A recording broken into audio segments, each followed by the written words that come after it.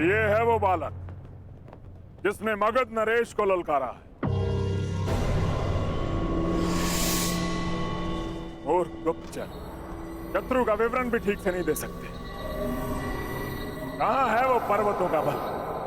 कहां है वो तेज?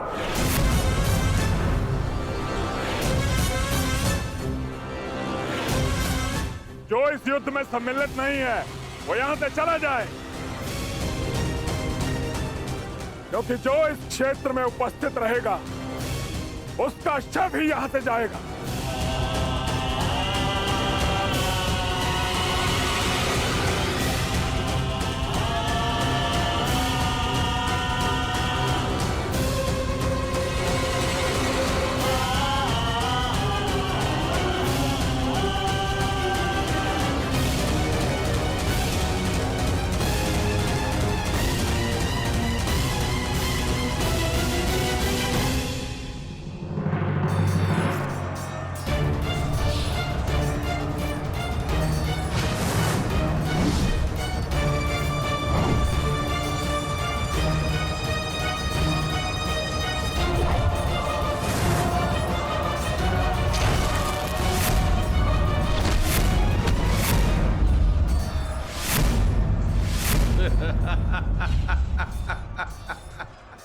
युद्ध कौशल और बल दोनों तुम में है दुर्योधन, परंतु लगता है तुम्हारे आचार्य द्रोण ने तुम्हें गदा युद्ध में प्रवीण नहीं किया। तुम्हें और प्रशिक्षण की आवश्यकता है दुर्योधन। यदि चाहो तो वो प्रशिक्षण हमसे ले सकते हो।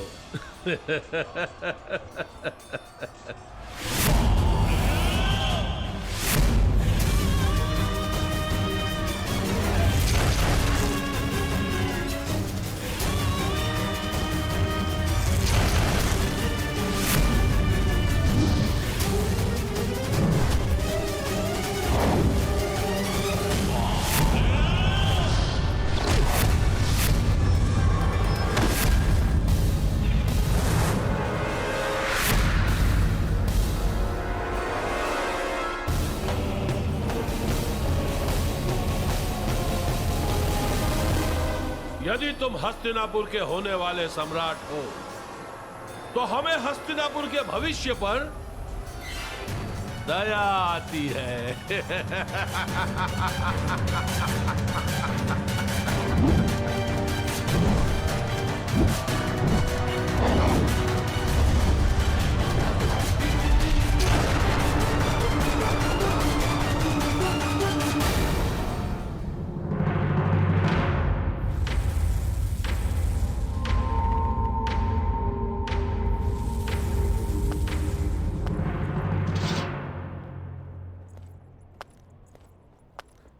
तो अंगराज, मुझे लगता है हमारे पास पर्याप्त सेना है।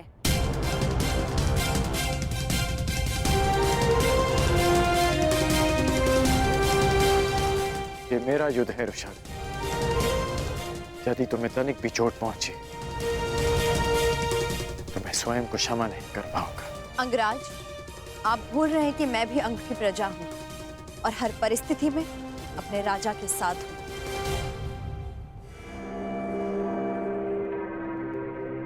तो तुम्हारा राजा तुम्हें आदेश देता है कि चली जाओ। जो रणभूमि में सिद्ध नहीं कर पाए उसे सिद्ध करने का अवसर आज मिला है। क्या अपने कर्म से ये अवसर छीन लोगी रुशाली?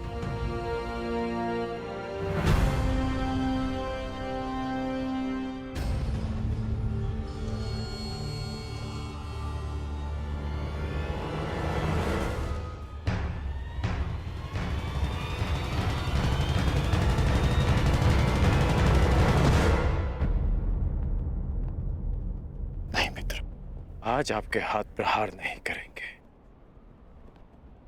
बल्कि आपके नेत्र अपने पुत्र की हत्या का प्रतिकार देखेंगे।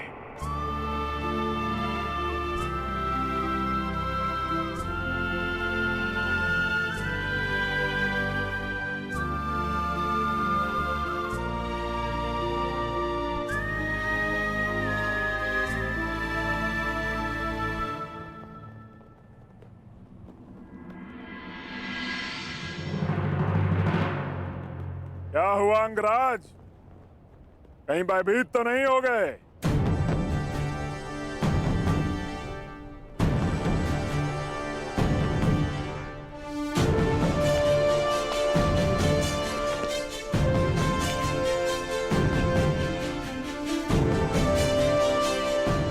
आश्चर्यचकित मत हो कर्ण। मैं भले ही तुम्हारी नीति के विरुद्ध हूं, भले ही ये युद्ध उचित है या अनुचित, किंतु तुम हस्तिनापुर का एक भाग हो और मेरा धर्म, मेरी प्रतिज्ञा हस्तिनापुर की सुरक्षा मांगती है। भले ही मुझे तुम्हारी रक्षा करनी पड़े।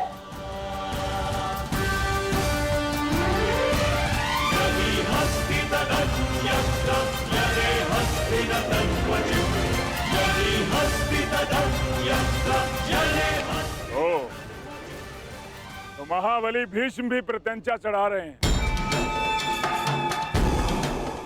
जिस जरासंध ने कृष्ण को भी रणभूमि छोड़ने पर विवश कर दिया था, वो तुम दोनों से क्या डरेगा?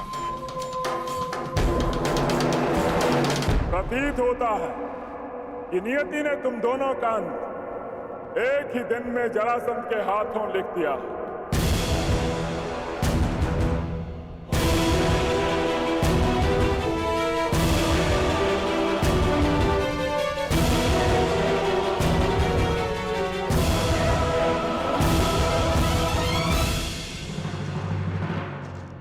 प्रणिपात, पांचाल नरेश द्रौपद ने संदेशा भिजवाया है।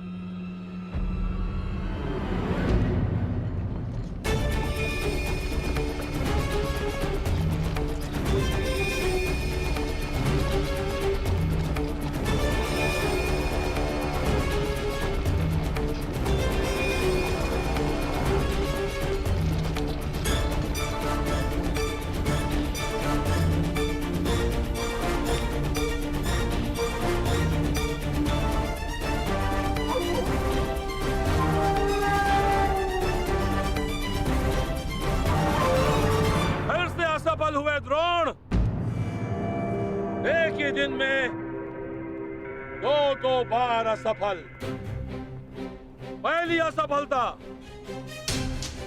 पांचाल नरेश द्रुपद की शक्ति को कम आंकना, और दूसरी असफलता अपने इन शिष्यों की क्षमता को अधिक आंकना। दया आती है द्रोण, क्या अपने इन्हीं शिष्यों की क्षमता पर तुम पांचाल नरेश द्रुपद को ललकारने की चेष्टा कर रहे थे? लज्जा आती है द्रोण, तुम्हें अपना सहपाठी कहते हुए। कभी हमने साथ में शिक्षा ग्रहण की थी, अब क्या करो? भिक्षा मांगोगे? अपने प्राणों की या अपने इन 100 शिष्यों के प्राणों की?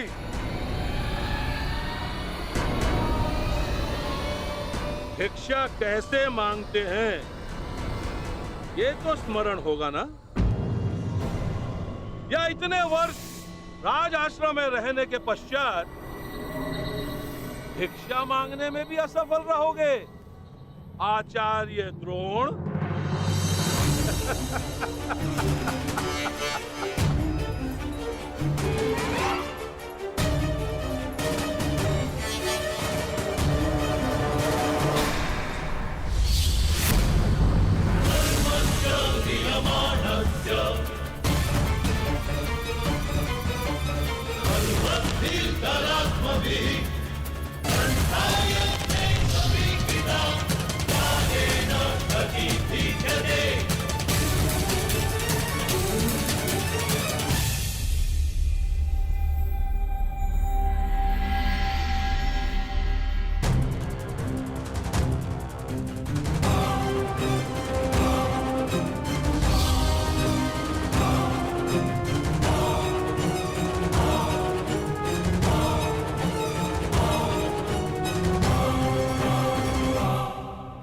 असफल तुम्हें होना है द्रुपद। मेरे शिष्यों की योग्यता को तुमने कम में आंका है। और रही बात भिक्षा की। तो समय बताएगा कि द्रोण पांचाल नरेश के समक्ष भिक्षा मांगता है या पांचाल नरेश हाथ जोड़कर द्रोण के शरण में आता है। तुमने गुरु का अपमान किया था और उसी अपमान का प्रतिशोध लेने आए हैं मेरे ये शिष्य।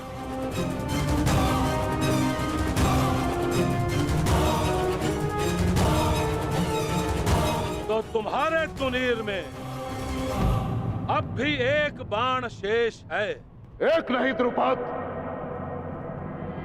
5।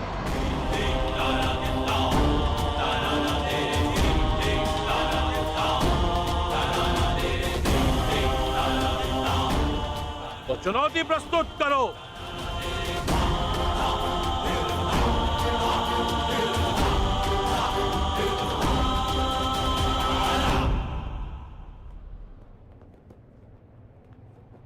विजय बाबा, मुझे मेरी गुरु दक्षिणा प्रदान करो। द्रुपद।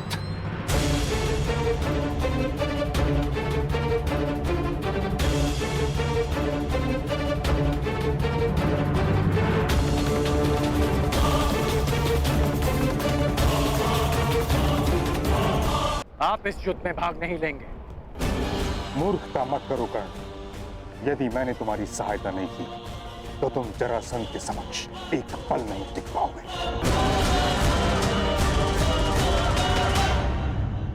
कदाचित महामहिम भूल रहे हैं कि उन्होंने क्या कहा था कि हस्तिनापुर की सुरक्षा उनका पहला उद्देश्य है। आपके धनुष से छूटा एक बाण हस्तिनापुर को महायुद्ध की अग्नि में झुलसा देगा। इसलिए आप इस युद्ध में सम्मिलित नहीं हो सकते।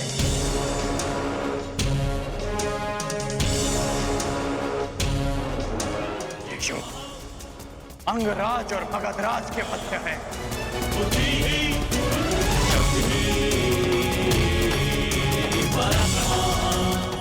अंगराज कर्ण युद्ध के लिए प्रस्तुत है। मगधराज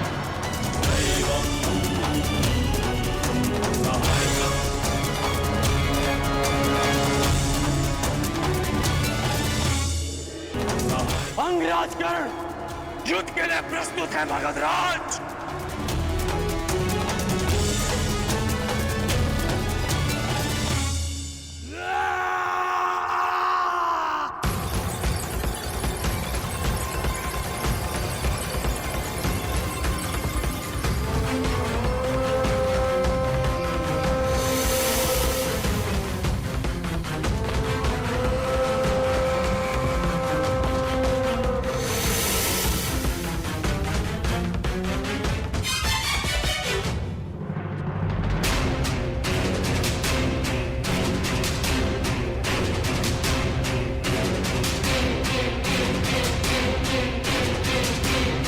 युद्ध के लिए अपना शस्त्र चुन लो अंगराज।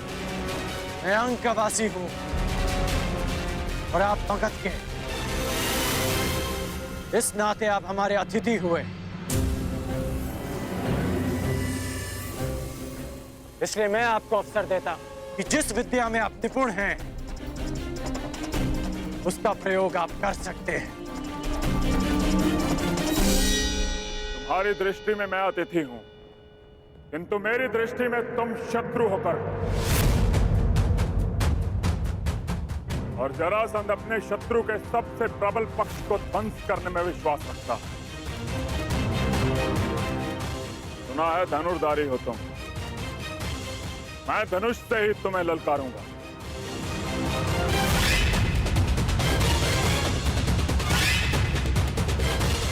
कैसी आपकी इच्छा।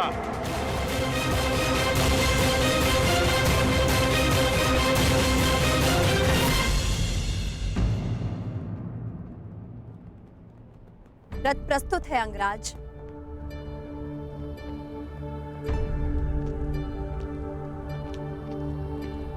भीष्म, ललकारा अंगराज ने है, किंतु संधि हस्तिनापुर ने भंग की है। इसलिए यद्यपि हस्तिनापुर युद्ध में सम्मिलित नहीं है, किंतु युद्ध की विभीषिका से झेलनी होगी। जरासंध का क्रोध केवल कर्ण के अंत से शांत होने वाला नहीं है। इसकी आंच हस्तिनापुर तक अवश्य पहुंचेगी। इस युद्ध से पूर्व दो बातें जानना तुम्हारे लिए आवश्यक है मगध नरेश। प्रथम, हस्तिनापुर के शांति प्रयास को उसकी निर्बलता मत समझना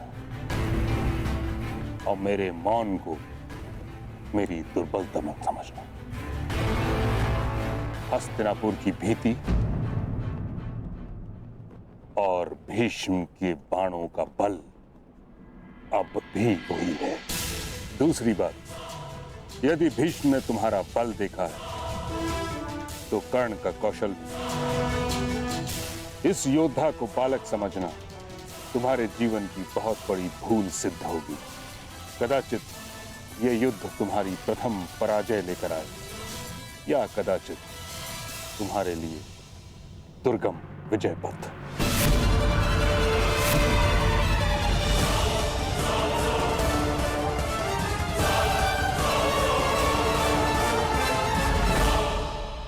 कर्ण, यह कहने की आवश्यकता नहीं कि तुमने संसार के सबसे भीषण प्रतिद्वंदी को ललकारा है। युद्ध क्षेत्र के पास अंग की प्रजा भी है। विध्वंसक अस्त्र का प्रयोग उनको संकट में डाल सकता है जिनके लिए तुम युद्ध करने जा रहे हो। जरासंध की शक्ति उसकी आक्रामकता में है।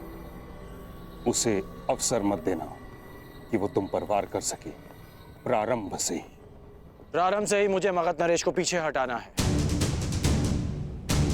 पहले उनकी युद्ध नीति को समझना है और फिर उसे चूर चूर करना है।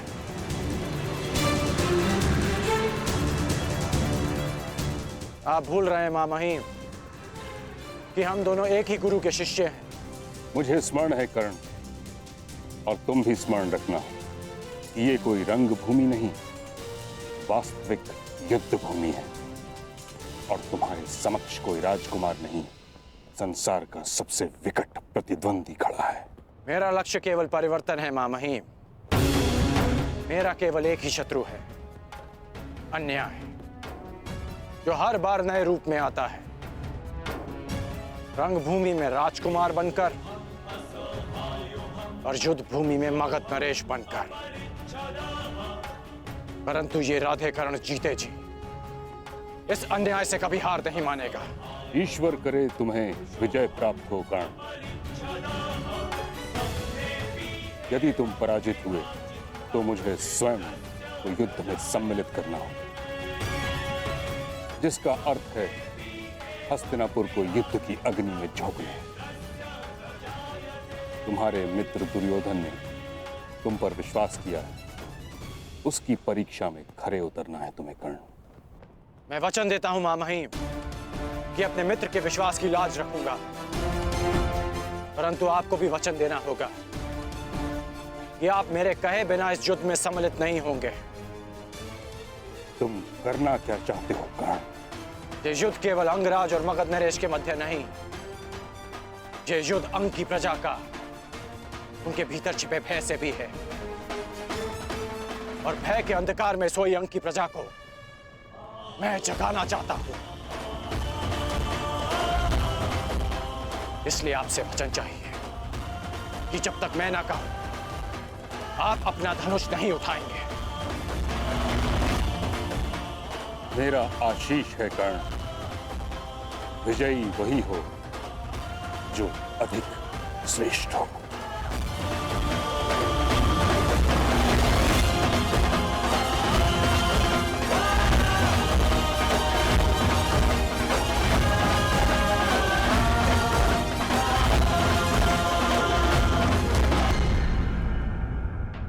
ये युद्ध केवल अंगराज और मगध नरेश के मध्य नहीं, ये युद्ध अंग की प्रजा का, उनके भीतर छिपे भय से भी है।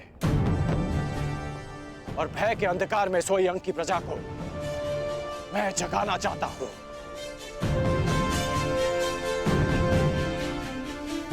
इसलिए आपसे वचन चाहिए कि जब तक मैं ना कहूं आप अपना धनुष नहीं उठाएंगे। मेरा आशीष है कर्ण, विजयी वही हो जो अधिक श्रेष्ठ हो।